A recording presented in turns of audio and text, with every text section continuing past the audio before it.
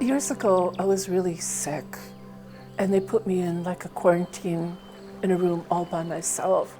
Oh my gosh, a horrible feeling when you're sick and they don't know what it is, and I have IVs in me, and the doctor comes in with a nurse and they say, we don't know, Charlene, we're thinking tomorrow we may have to put you into intensive care unit.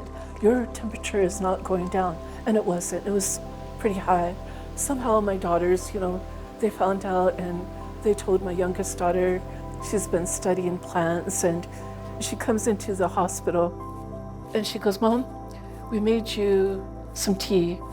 Are you willing to drink it? And I go, well, let me know what's in that tea. So she told me the ingredients. I go, yes. So she gives me the mason jar, and it's still nice and warm. And I started drinking this tea. I'm like, oh, I kept drinking it. I'm like, it felt so good. And this is what's going on in my body. Inside my body was reacting to the tea, like how you see fireworks exploding in the sky. I had that going through my system. It was like, not in all over, but it was just like, my body was like firing up. And I'm like, yes. And what happened is the tea talked to my DNA, and I didn't have to go to ICU, or I didn't have to go to intensive care unit. And I was able to get out of the hospital, I think the next following day, because boom, my temperature went back to normal. The reason for the story is Native Americans, we have a different DNA. We need to be able to look at our foods, our teas as medicine, and be able to have that reverence to what they can do. Indigenous people, we need to remember the teachings of the ancestors to be able to have that gratitude.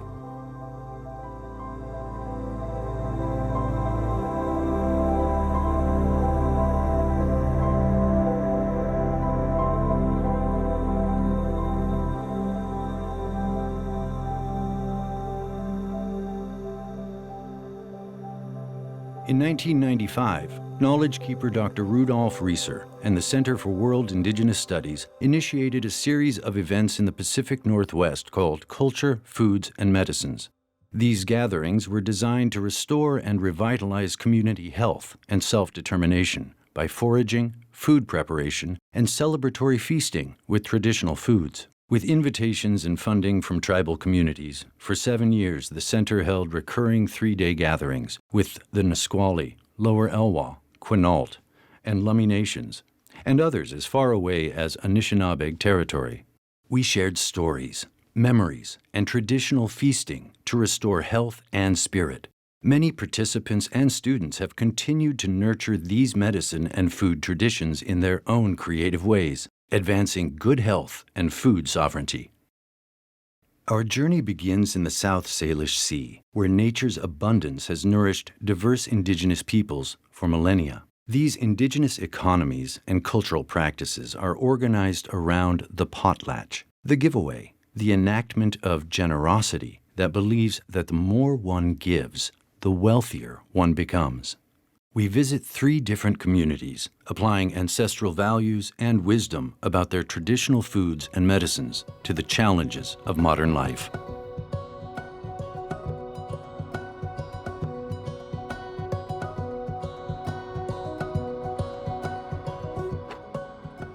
This is accessible. It's a cedar bough. This will make a fine tea as well. Cedar, but you want the fresh young ones. This is a little old, but when you have in the spring, there's new sprouts, and you can make cedar tea. But it also has the benefit of when you dry it out, you can make a little burning bush, and you can freshen the air and mainly get rid of the insect. A lot of people see it as ceremonial, and it is, but when you have a ceremony, you don't want a lot of bugs all over the place either.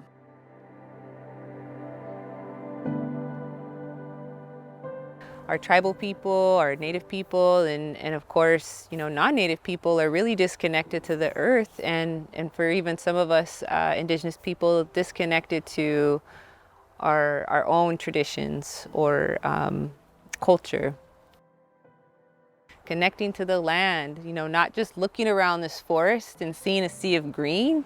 You see your relatives, you see the gifts that they all have, you see that they're all here living together in a community, and it's not just all these, random plant people hanging out. It's a community. Our people believe food is medicine, just like water is medicine.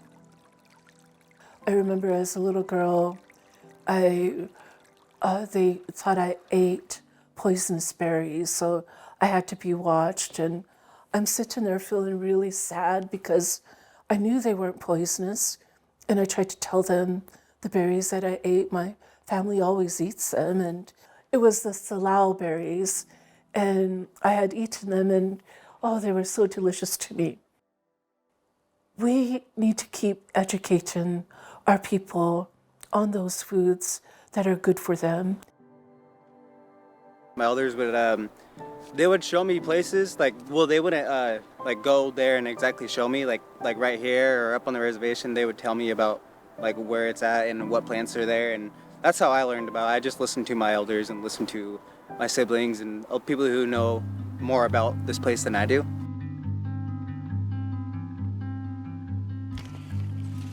The Salal, these are dried. We're now looking at the end of the season. But when you eat them, it's like eating a blueberry that everybody in the United States is used to eating. But when it's dry, you put them in a bowl or something, and then you mix dried deer meat or dried salmon meat with blueberries, and you make a cake. And the cake can be, if you got a lot of blueberries, it can be about this big and about this deep. And that becomes food for the winter. And one of the benefits, of course, is you have in the berry vitamin C, and in the salmon meat, you've got the oils, which gives you the fatty acids, so it gets you through the winter time. It's one of the best foods you could possibly have. You can take the leaves and then you dry them. And after they're nice and dry, you make tea out of them. My mother introduced me to that when I was about 7. I had come down with, well, I thought it was the flu. And I said, I don't want to go to school. So she put me in bed and she went out and she gathered some of these leaves that she'd had dried and she made a tea. Well, it's a little bit bitter. And when you're 7 or 8 years old, you kind of want something sweet. And I had some tea and I said, Mom, I'm feeling so much better.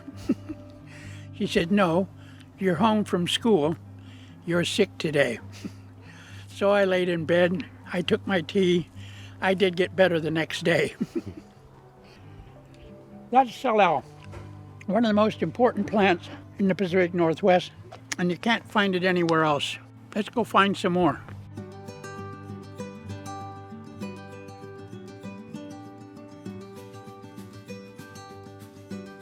Our first stop is at Garden Raised Bounty. Grub grows gardens and offers programs like Tend, Gather and Grow, and plant teachings for growing social emotional skills, so youth and their teachers can learn about and experience traditional plant foods and medicines. An average American 10-year-old can identify, hundreds of advertising symbols, but less than 10 regional plants. We know that people really need to know these plants to be able to protect them. And it's not even just about the plants, it's about the people too. They're not separate. You can't just talk about a cedar tree without talking about the native peoples who have always had a relationship to these plants. My family is Northern European and I grew up on the Columbia River. I just feel so grateful to be a visitor in this land and to see the abundance and generosity here, and to know that really this land has been cared for many, many thousands of years. And I've been really lucky to have some amazing teachers, both Indigenous and non-Indigenous, in plants from the time I was just a teenager, even growing up on the Columbia River. And I feel like for me, plant medicine and Indigenous foods has been that. It's one of those paths that I've been doing this for over 20 years, and I still feel like such a baby because there's so much to learn. In the early 19th century, a mosquito resident on a ship anchored at the mouth of the Columbia River. It carried malaria into the rainforest and produced a cascading catastrophe that continued a 100-year terror of disease that started with smallpox and spread further among the peoples living along the lower Columbia River, up the Cowlitz River, by way of canoe trade to the Fraser River, and further north. 90% of the people living in extended family homes called longhouses died. The outsiders kept arriving, and in wave after wave brought measles, chickenpox, and influenza, striking down longhouse families yet again. The confidence people had in their medicine was shaken by these new diseases, and fearing they were using destructive tomonawas, or spirit power, survivors killed many of their medicine people. When the Catholic Church arrived in 1842, their vaccines helped reduce deaths. But the Blackcoats outlawed the use of herbal medicines and their rituals, driving these traditions underground, buried with fear. The next 100 years brought new foods previously unknown in the Western Hemisphere: pig fat, wheat, bovine milk, and refined sugar, leading to new epidemics: diabetes, heart disease, cancer, substance abuse, anxiety, and depression. The descendants of the surviving Longhouse peoples are now retrieving our knowledge. We are gathering once again to remember the wisdom of our elders, to tell stories, to find the old, hidden places where the camas still grows and the berries blossom, and to prepare and share our foods with others. Indigenous peoples and settler allies of the Pacific Northwest are joining Indigenous peoples all over the world to reclaim, restore, and renew authentic food and medicine traditions. Because a lot of folks in my community personally are fairly disconnected from traditional foods just because colonization was so successful and we're spread out, and it's hard to access a lot of our traditional foods because we don't have access to those areas necessarily. Something got lost and something wasn't passed down for the very myriad of reasons. And so for what some of this work does is just offering some of that back to communities, or just building upon what they already have. The plant knowledge that's there, but what are the local traditions and the local knowledge keepers, and how do we uphold that and also help protect that? And really listen to the community and be guided by the community in the work. That really the culture is the medicine.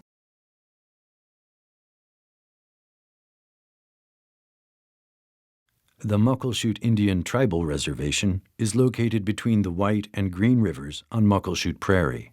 At the forefront of food sovereignty, the tribe is using Indigenous ways of knowing, including working closely with CWIS to implement training in herbal medicine, conduct research on food security, as well as gathering to share foods and prepare medicines.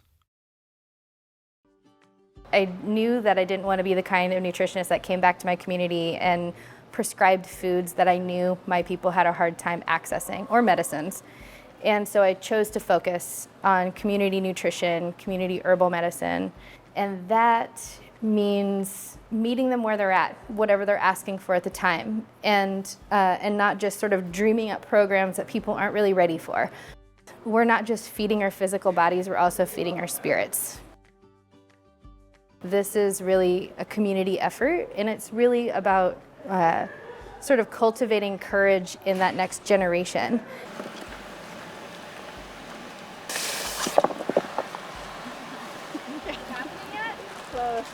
so much of today's issues that we're dealing with, from climate change to economics to water quality or environmental toxins, the answers are always in these native communities.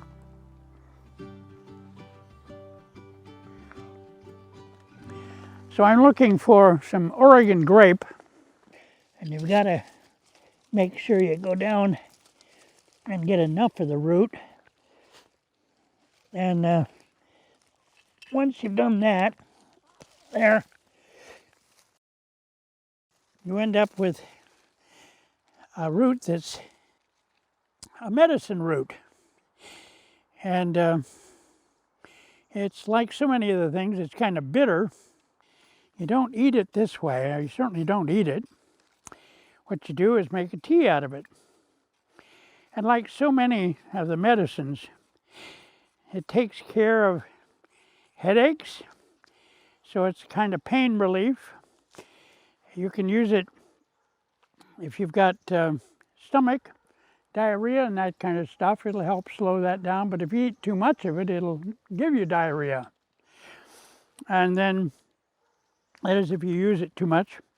You can also use it for pain, which is to say, you take the wet version of it and smush it up, make a kind of rough paste, and maybe add it to bear grease. And then if you've got a pain on your arm or hand or something, you just put it on there. It's like a poultice. I think even modern pharmacists now have learned the benefits of this. They've extracted it for a long time, and then they made an artificial version of it. So if you happen to have access to some of this, get it, dry it, crunch it up, make a tea, make a poultice, and you've got medicine in your cabinet that you don't have to go to the pharmacist to get. So off we go.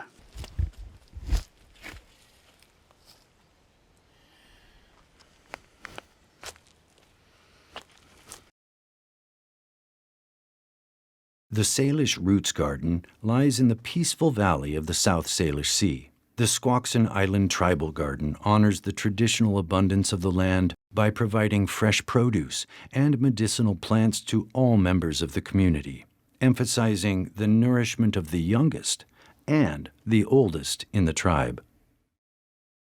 In our land, our tribal people were the natural scientists, and they understood the changes of the seasons. And so we worked with the seasons. So when these people came in, the non-tribal people, they pretty much were pushed from the tribal people off their lands. Our people were pushed off our lands. And when that happened in the 1850s, 1860s, we were removed from these gardens that were pharmaceutical gardens, acres of pharmaceutical gardens where you could go in and harvest the medicines that you needed to take care of your people. We started this garden in 2016. We took this old horse corral, which was on the inside, it was really hard, compact, clayey soil, and we needed to rebuild it. We needed to rebuild this soil, and one of the methods that we did was, again, this mulching process. We brought in a lot of cardboard, and then we brought in some complete organic compost and fertilizers.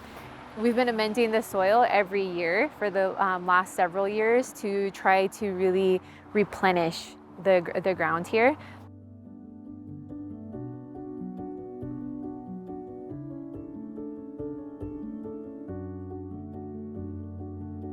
Our intentions here was to really make sure that every family felt comfortable and was aware that this is not just our garden. This is a community garden. This is a tribal garden. This is the people's garden.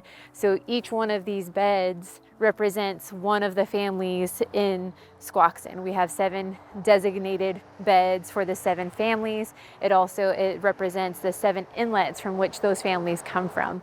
And the 7 inlets of the South Salish Sea. Here in the pathway, we had oyster shells. You can still see some of the remnants of the oyster shells here. And as people of the water, we wanted to be able to symbolize our connection from the land to the water, that it's all very interconnected and we don't see it as something that is separate. And the oyster shells also help to replenish the soil with micronutrients, calcium. They help to break down this hard clayey soil. And you can see that we need to replenish it, but we will get there soon.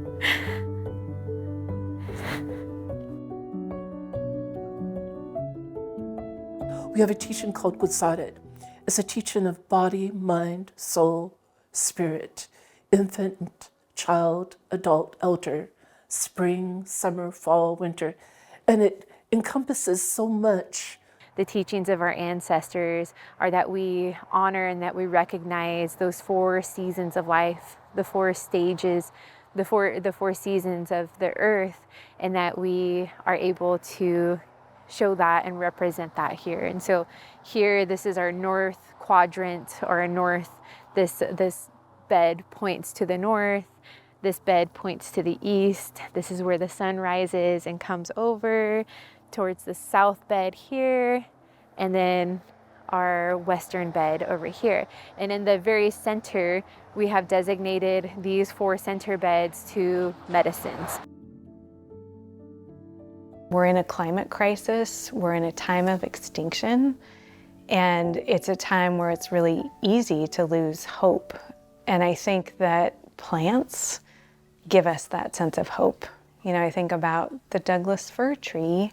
In our curriculum, the skill is around being able to adapt. And Douglas fir has been here since dinosaur times. It can live high up in the mountains, all the way down to the beach. Can live to be over 1,000 years old, and it really does adapt in such a profound way to change. Our tribal people years ago started raising the red flag, like, hey, you need to pay attention. Something is happening here, and we believe that we're heading for trouble if we don't start taking care of how we're utilizing the land. Climate change is real to our people. We as a tribe, we've been watching it, and we believe that the sea level is rising. We have done models on showing that the sea level is going to be changing. What happens here, our trees, our plants, we recognize that there are so many things that happen. We as people need to continue the education to help people understand that we are the change. We need to make that change because we're in trouble, and the climate change is real, and we all are going to have some heartache over it. With the non-climate related threats on our food systems, that's enough, right? That's enough to be worried about. And then you add climate change, it's like almost overwhelming. And so you kind of just have to look at it in like these different lenses and develop feasible steps you can take to start addressing that for yourself, for your community, your family, however big you can dream or go with that. But when we're thinking about like Native communities that have already lost so much to climate change and sea level rise, that they've already lost access to traditional foods, traditional lands that they would gather on. And so I think it's just important for folks to understand that climate change obviously like impacts our climate, but heavily impacts our food and our foodways and our food systems. That's such a big thing on my mind, is how do I prepare my children? How do we prepare, for the next, 7 generations to be able to have an earth that they can recognize, or to have, know their space here. And so our work is, I think, really about grounding people in this place and getting to know these plants, and even getting to know maybe certain plants that are not at risk because of what's happening in our climate, that they can use.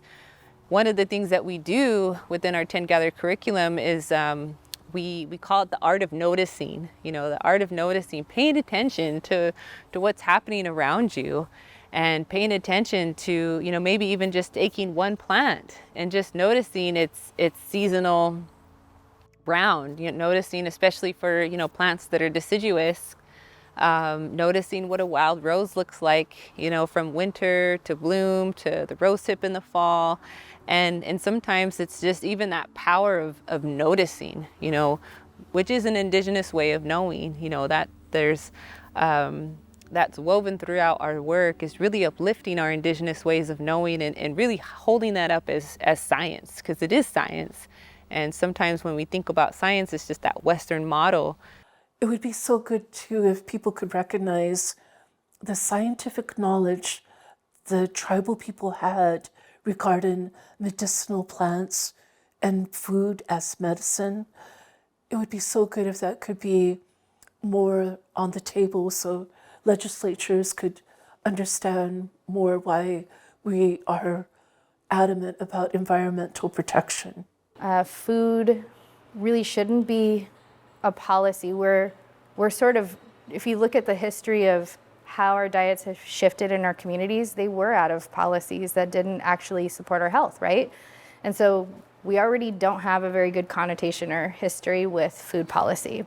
Muckleshoots are historically renegades. Like, we don't like words like policy. It sounds too much like police. So it makes sense that we would want to take the opportunity to just strengthen our cultural protocols. And really, that's what food sovereignty is.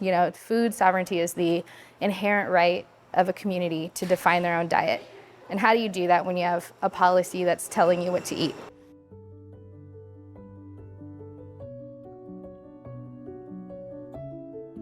Food sovereignty is so important for us because it helps us to restore the cultural aspects of who we are as Native Americans and the longevity of life that we could have, and maybe some of our ancestors that have passed over to the other side could have had too, but that has been denied. And what could we have contributed to the pharmaceuticals of today? Probably a lot, if they hadn't treated our people as though they were heathen and pagan for practicing some of the herbs and knowledge of the foods. It took a long time for our tribal people to be able to have that freedom to want to bring the teachings back. So often I've heard elders say, the plants are our teachers. We just need to remember how to listen. Like Cedar, around kindness and generosity, how Cedar gives so much and is really the backbone of Salish culture, and how nettle helps us to build inner strength and be mindful, or how willow teaches us about flexibility, to be flexible, and that we can bend but not break. And this really helps you to slow down so you can pay attention, because the world is so fast, but our teachings are not. And what elders like to tell me is it's a memory rather than a teaching. It's in our blood, it's in our people, it's in our spirits. And we just have to connect with our teachers in order to understand how to bring it out. So it teaches you to take your time, listen, pay attention, be patient with it. And it's just like all the systems, right? From the mountains to the water, to the rivers and the streams, to the prairies and the landscapes. It's all connected. If one's not well, the rest won't be well.